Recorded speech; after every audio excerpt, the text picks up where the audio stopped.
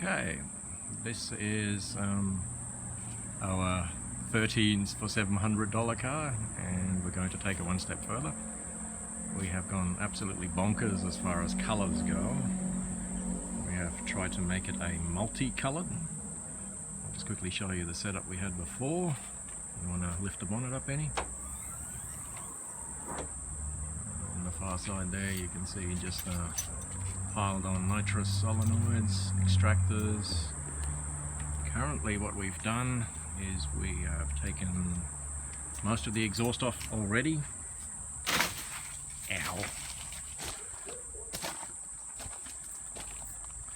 We try to go for as many colours as possible. We've just dropped the diff out. That's going to be M80 411s, and it's going to have a limited slip in it. Currently it's just locked. That was our super professional setup we had.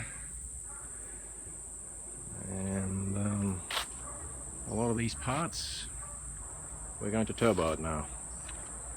So, should be fun. Just to show some of the colours we had. Okay, work in progress.